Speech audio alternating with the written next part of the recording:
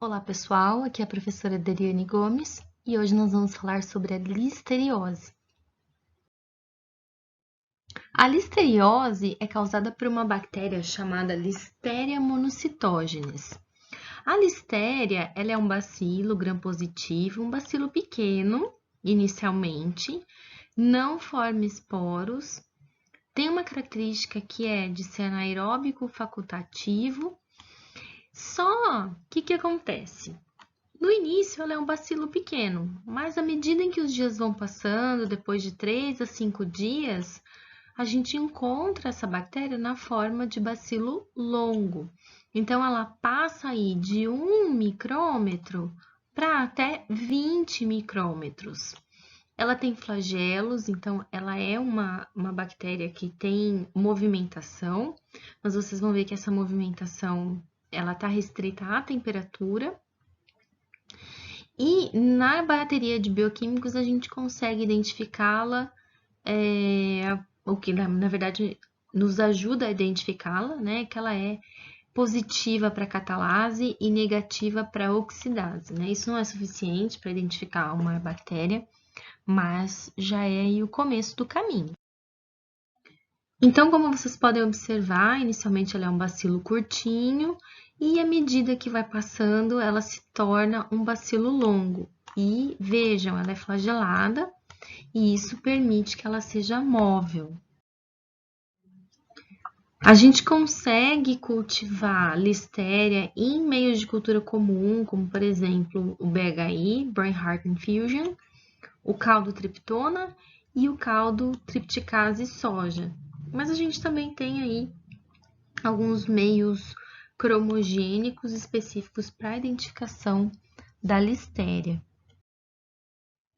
Existem diversas espécies de listéria, mas a listéria que tem importância para humanos, né, na verdade não apenas para humanos, para animais também, porque é uma zoonose, é a Listeria monocytogenes. Essa bactéria, ela é um patógeno intracelular facultativo que se replica aí em macrófagos, em enterócitos, uma diversidade de células. E como que ela chega no nosso organismo? Ela chega no nosso organismo por ingestão. Então, na grande maioria das vezes, o nosso alimento é veículo de patógenos para a gente. Uma vez, então, que ela foi ingerida, ela precisa se aderir à mucosa intestinal. E aí, ela continua o processo de patogenia dela. Bom, pessoal, como eu falei para vocês, ela é uma bactéria móvel, porque ela tem flagelos, claro, mas ela é móvel apenas nas temperaturas de 20 a 25 graus Celsius, apenas em temperatura ambiente. Dentro do nosso organismo, ela não consegue se movimentar através dos seus flagelos, mas ela tem uma estratégia muito inteligente que é recrutar a actina da célula hospedeira para ela conseguir se mover. Então, ela faz com que a actina da célula empurre ela até o destino em que ela deseja. E não é exclusivo da listéria essa conduta, né? A Shigella, por exemplo, ela usa esse mesmo mecanismo para se locomover.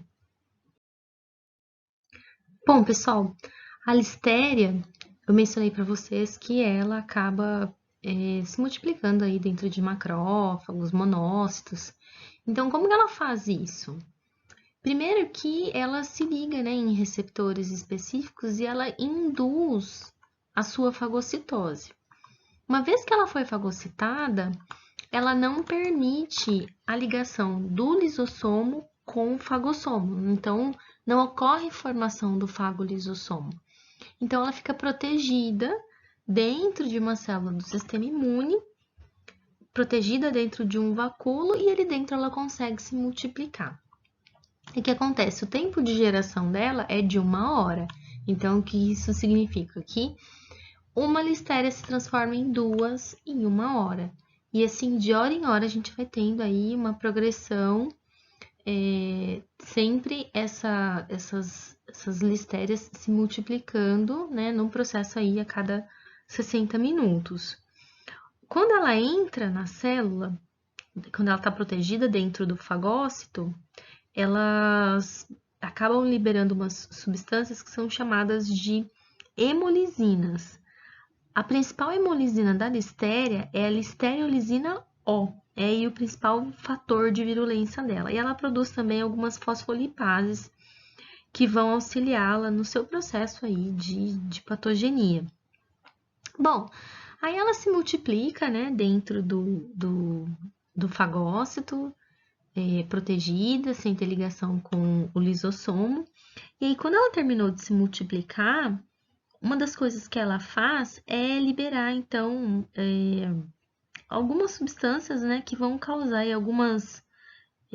ela rompe alguns lisossomos que vão causar a destruição desse macrófago. O legal dessa imagem é que ela mostra outras coisas pra gente. Por exemplo, esse rastro que a gente está vendo nada mais é do que a listéria recrutando a actina da célula para empurrar ela para a célula vizinha. Então, é um mecanismo também de infecção que ela usa, que é atravessar aí de uma célula para outra por meio desse mecanismo. Então, a célula vizinha vai sendo invaginada e em seguida a gente tem aqui um outro vacúolo com listéria dentro. E observem que agora, como ela passou de uma célula para outra, ela está protegida por duas membranas dentro dessa célula vizinha. A listéria, pessoal, ela é um micro-organismo ubiquitário. A gente encontra ela disseminada aí por todo o ambiente, numa variedade muito grande de hábitats. Então, a gente tem aí, a gente encontra, a gente consegue isolar a listéria de animais silvestres, de ruminantes, de seres humanos saudáveis. Para vocês terem uma ideia, ela já foi isolada de mais de 50 espécies de animais, sendo eles pecilotérmicos ou homeotérmicos. Mas a gente pode encontrar ela no esgoto, na silagem, no solo, em vegetais em decomposição. Então, uma variedade muito grande aí de ambientes a gente pode encontrar a listéria. Mas, a grande maioria das vezes, a nossa infecção se dá através de alimentos de origem animal ou mesmo de origem vegetal. Os principais deles, né, então, são o leite cru ou leite mal pasteurizado, o queijo fresco, principalmente se ele veio a partir de um leite cru, né, ou mal pasteurizado, carnes frescas, carnes congeladas, frango é uma importante fonte aí de listéria, frutos do mar, frutas e outros vegetais também podem funcionar como veículos para listéria.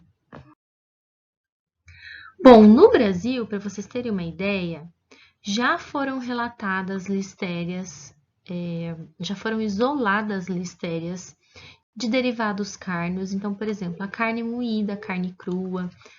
Pensem em duas coisas, eu quero que vocês pensem agora. A primeira delas é pratos que naturalmente utilizam carne crua, né? Então, o quibe cru, desde que não tenha sido devidamente preparado. Alguns salgados, por exemplo, existem pessoas que preparam esfirra com a carne crua. E nem sempre, dependendo do tamanho da esfirra, da intensidade da potência do forno, nem sempre essa carne fica 100% assada. Às vezes, se vocês prestarem atenção, o interior pode estar cru. Hambúrgueres, também alguns hambúrgueres gourmet que são muito espessos, não ficam completamente fritos, né, assados. Bom, o que mais?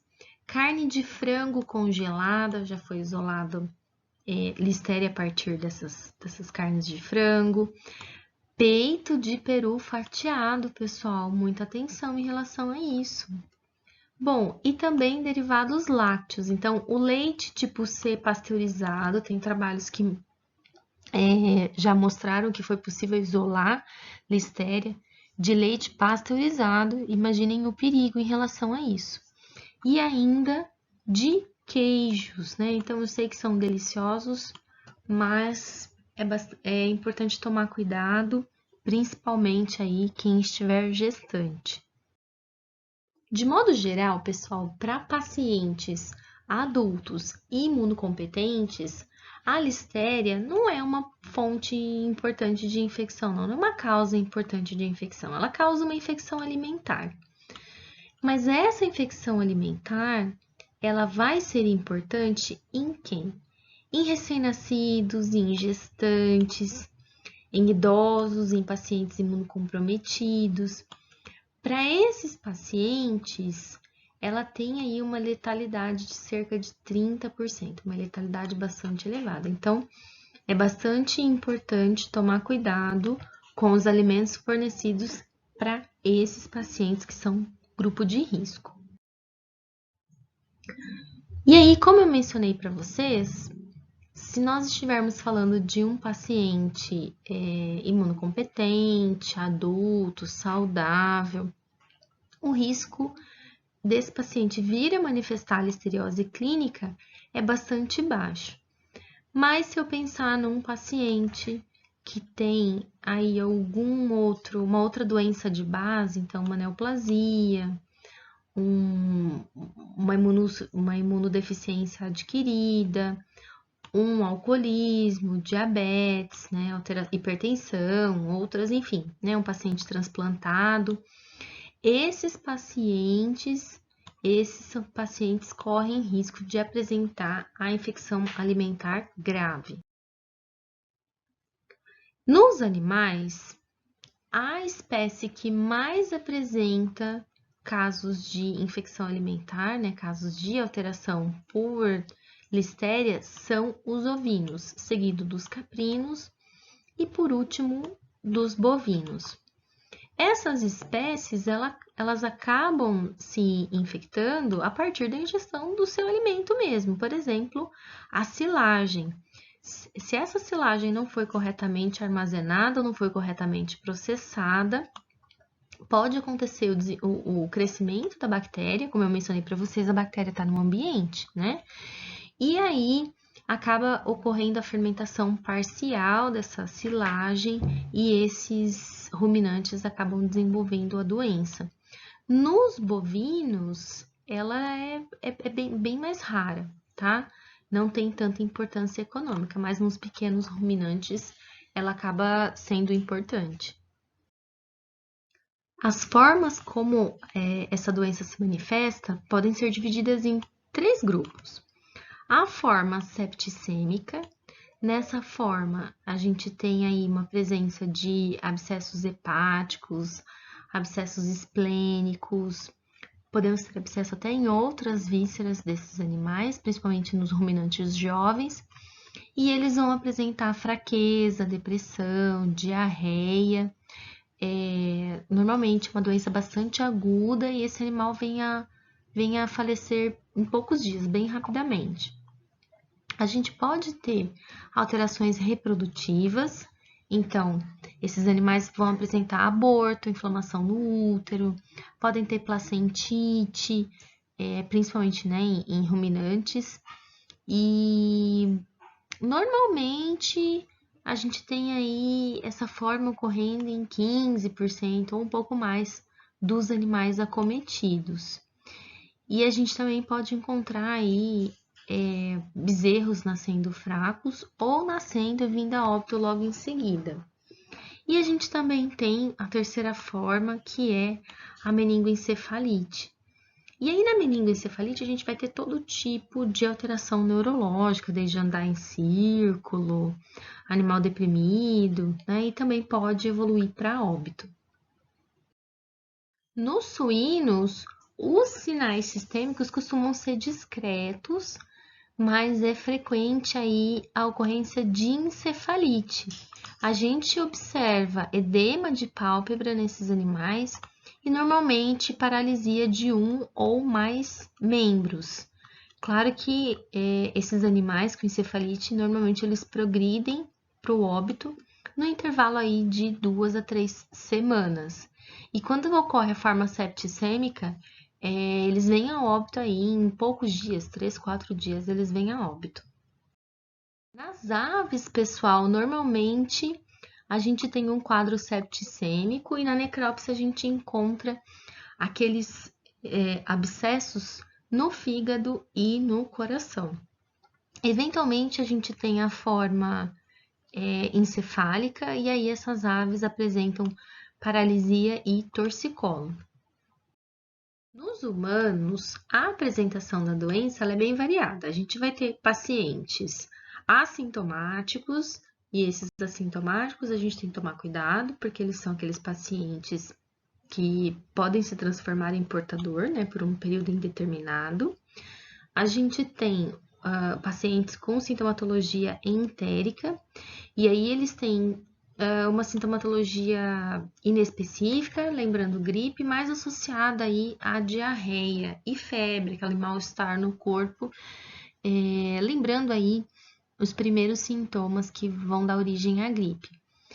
E o pior, né, a gente tem também pacientes que têm a forma encefálica, então eles podem apresentar meningite e eles podem também apresentar septicemia, com os mesmos sintomas que a gente vem observando aí nas outras espécies. Bom, pessoal, como eu mencionei para vocês, no grupo de risco a gente tem aí crianças, idosos e gestantes. Algumas vezes as gestantes em si não vão apresentar sintomas, elas têm aqueles sintomas inespecíficos similar à gripe. E olha que gestante costuma apresentar pelo menos uma ou duas crises gripais durante a gestação. Mas o problema é que os fetos podem ser infectados de forma congênita. Então, a gente vai ter aborto, bebê nascendo prematuro, né? Bebê natimorto. Então, essa é a principal implicação da listeriose envolvendo as gestantes. E aí, quando o recém-nascido ele é infectado, por exemplo, na hora do parto, né? Ele não foi infectado durante a gestação, mas ele é infectado durante o parto, ele pode apresentar sinais de meningite no primeiro mês de vida. Então, no intervalo aí de 1 a 4 semanas após o nascimento. Se ele for infectado durante a gestação, ele pode apresentar os sintomas de meningite, por exemplo, no 4º dia de nascido, tá? Então, pessoal, é bastante grave. Gestantes, tomem cuidado dobrado. Bom, pessoal, nesses bebezinhos que tenham sido acometidos, a manifestação mais comum que a gente encontra, tanto nos bebezinhos quanto nos idosos, é a meningite, e é uma meningite muito grave, chegando aí a 70% a taxa de mortalidade dela. Nos adultos, a gente pode encontrar, né, eventualmente pode acontecer a meningite, como pode acontecer também os casos de septicemia, então de formação de abscessos em fígado, em baço. E o tempo de incubação nos adultos ele é variável, ele pode demorar 1 semana ou mais, né? Normalmente aí um pouco mais de 1 semana, uns 10 dias, costuma ser suficiente para o início da manifestação dos sintomas. Bom, mencionei para vocês, então, a manifestação neurológica em humanos, mas eu tinha comentado no comecinho da aula com vocês que existe também a manifestação de intoxicação alimentar, né? Perdão, de infecção alimentar. E aí, nesse caso, o paciente vai apresentar náuseas, vômitos e diarreia. Algumas vezes o paciente primeiro apresenta essa sintomatologia gastrointestinal, às vezes até assim, 12 horas após ter ingerido o alimento, e depois de 1 a 2 semanas se iniciam as manifestações neurológicas. Então, esse mesmo paciente ele pode evoluir de uma forma de manifestação clínica para outra. Pessoal, para realizar o diagnóstico pode ser utilizado, então, a bacteriologia, né, o isolamento dessa bactéria, pode ser utilizada a sorologia, e pode também ser utilizada PCR. No caso de material para esse diagnóstico, a gente pode utilizar, né, tanto para o isolamento quanto para PCR. Sangue, líquor, a gente pode utilizar placenta, caso tenha ocorrido aí um aborto ou um natimorto, mecônio desse feto abortado ou do natimorto, fezes, enfim, a gente pode utilizar aí diversos materiais para enviar para o isolamento bacteriano ou mesmo para PCR. No caso da pesquisa de anticorpos, claro que só vai servir o soro para a gente, né? E esses anticorpos são utilizados tanto anticorpos antissomáticos quanto flagelares, perdão. E no caso de humanos é considerado positivo títulos acima de 1 para 200. Durante a gestação, pessoal, é realizada uma triagem para diversos agentes infecciosos, mas para a listéria não é contemplado, não. A listéria não é contemplada nesses exames. Então, né, para vocês verem, tem exame até para rubéola na triagem da gestação, mas para a listéria não tem. Então, se vocês desconfiarem, né, talvez seja interessante solicitar ao obstetra. Para o tratamento, pessoal, podem ser utilizados diversos antibióticos, como por exemplo a ampicilina, tetraciclina, o cloranfenicol, eritromicina. Pode ser utilizada a penicilina associada a aminoglicosídeos ou mesmo isolada. Se o paciente for alérgico à penicilina, pode ser utilizado o trimetoprim mais o sulfametoxazol. Mas as cefalosporinas não são recomendadas porque elas não são efetivas. Gente, a principal forma de prevenção está ligada, então, à higiene, principalmente higienização das mãos do manipulador de alimentos.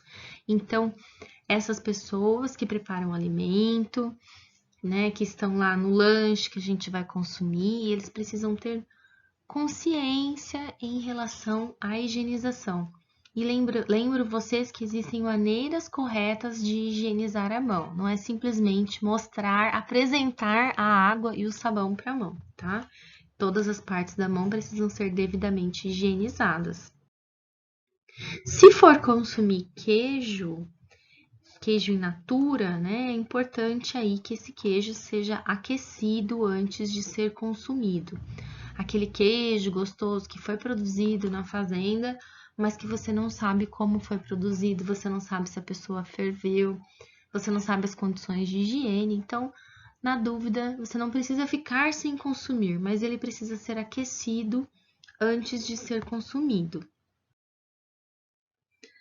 Um outro detalhe, pessoal, é que a listéria ela consegue se proliferar em temperaturas de geladeira, em temperaturas de refrigeração.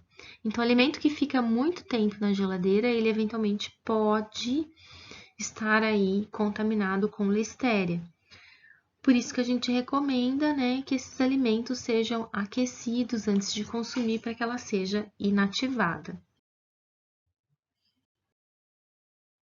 Bom, pessoal, outras medidas que a gente pode tomar aí para evitar a infecção por listéria são as medidas de controle no processamento de alimentos. Por quê? Porque eu tenho a bactéria na natureza. Então, qualquer contaminação a partir de solo, de produtos matéria orgânica de produtos vegetais, qualquer tipo de contaminação pode trazer a bactéria até aqui. Então, a gente precisa evitar aí que entre poeira nos locais de preparo de alimentos, evitar que venham insetos, porque eles podem funcionar como vetores mecânicos. É importante também a gente inspecionar os pontos críticos de controle na indústria de processamento de alimentos, em especial alimentos de origem animal, que é o que nos diz respeito. Então, existem muitos mecanismos que a gente pode utilizar levando aí as boas práticas de fabricação e impedindo a infecção, perdão, a contaminação do alimento pela listéria. O que mais que a gente pode fazer? A gente pode focar na limpeza e sanitização desses equipamentos, né? Fazer a desinfecção adequada desses equipamentos. Focar na construção da indústria de forma a impedir a entrada de insetos, de animais, de poeiras. Evitar o contato do produto final com a matéria-prima, porque isso leva a um tipo de contaminação chamada de contaminação cruzada. Eu levo a contaminação de uma etapa para outra no processo de fabricação. E ainda investir, né, no setor de controle de qualidade para que os pontos críticos de controle não sejam negligenciados, né, e assim a gente consegue evitar a contaminação do alimento. Bom, pessoal, cuidados aí adicionais que as gestantes devem tomar em relação à listeriose. O primeiro deles é não frequentar uma propriedade onde tenham acontecido óbitos ou abortos por listeriose. Na verdade, abortos de modo geral, porque a gente tem diversas doenças que causam aborto em animais e que vão representar risco, né, de infecção para a gestante. Por exemplo, a gente tem toxo, a gente tem lepto, então é melhor não arriscar, né, independente de qual seja. Gestantes. Ingiram apenas alimentos cozidos e que tenham sido preparados no dia, porque lembram que a listéria pode se replicar lá na geladeira. Leite, carne, leite somente pasteurizado, né? Queijos também. Carnes, somente carnes que estejam devidamente cozidas, né? Que tenham sido bem cozidas, fritas ou assadas. Evitar ingerir vegetais crus ou vegetais de plantações que você não sabe a origem. Ou mesmo se adquirir, né, esses vegetais, se certifique de que eles estão muito bem higienizados. E, claro, né, de modo geral, lavar e desinfetar os vegetais crus. Bom, e o que a gente pode oferecer de orientação aos fazendeiros em relação aí a abortos e mortes de animais? Bom, pessoal, o que a gente pode oferecer de orientação para os proprietários? Quero lembrar vocês de duas coisas. A primeira é que a listéria está no ambiente. E a segunda é que a gente tem que evitar ao máximo fatores estressantes, né? Fatores que venham aí a provocar uma queda de imunidade nos animais e, consequentemente, transformar esses animais em suscetíveis. Então, a primeira coisa que a gente tem que levar em consideração é tomar cuidado em relação ao armazenamento do alimento de modo geral, em especial da silagem, porque se houver alguma alteração, a gente pode ter tido crescimento de listéria. Então, a gente tem que ficar bastante atento, o fazendeiro, o proprietário, ele precisa ficar atento se houve presença de mofo nessa silagem, alteração de odor, e aí a gente tem que descartar esse material, ele não pode ser fornecido aos animais, porque esses animais podem apresentar diversos tipos de alterações, como vocês já viram. Em especial, se a gente estiver falando de ovinos, porque eles são a espécie mais sensível, mais suscetível à listeriose. Então, nesse caso, um cuidado adicional sobrou o alimento, esse alimento precisa ser descartado, ele não pode permanecer no coxo, porque ele pode fermentar e ter proliferação de listéria. Bom, pessoal, por hoje é só. Qualquer dúvida, fiquem à vontade para entrar em contato comigo e até a próxima.